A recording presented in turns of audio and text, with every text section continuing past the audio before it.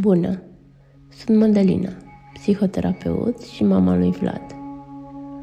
Am făcut această meditație pentru el, dar poate te va ajuta și pe tine. Astăzi vom face împreună o scurtă meditație ghidată pentru copii. Pentru început, așează-te într-o poziție confortabilă. Poți sta în fotoliu sau în pat sau oriunde te simți tu confortabil. Acum vom respira împreună. Trage mult aer pe nas și dă afară tot aerul ușor pe gură.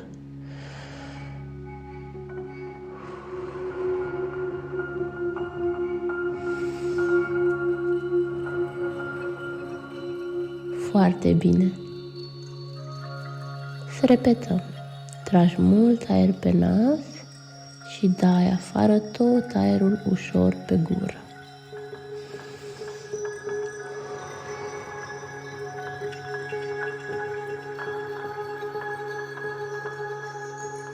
Se simte așa de bine să respiri.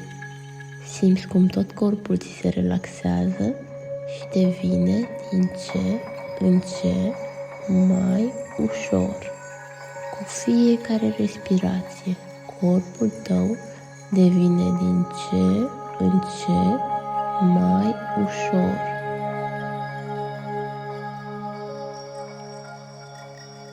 Acum imaginează-ți că ești într-un loc care îți place foarte mult. Poate fi camera ta, poate ești la mare sau la munte, poate la bunici la țară. Găsește locul unde te simți liniștit și fericit.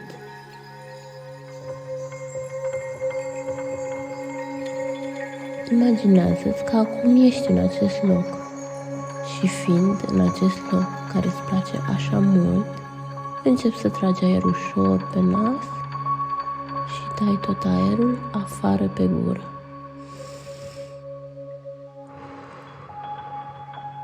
Tragi aer ușor pe nas și dai tot aerul afară pe gură.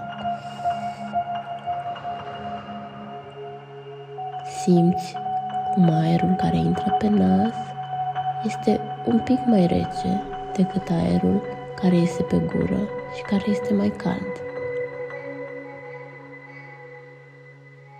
Minunat! Se simte așa de bine să respiri profund.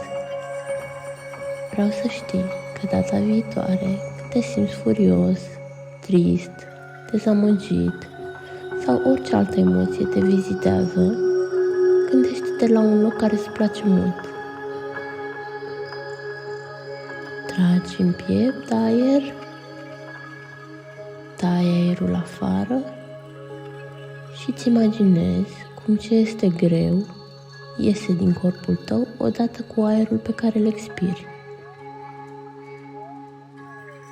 Iar cu fiecare respirație, corpul și mintea ta vor fi din ce în ce mai relaxate. Foarte bine! Sper să ai o zi minunată.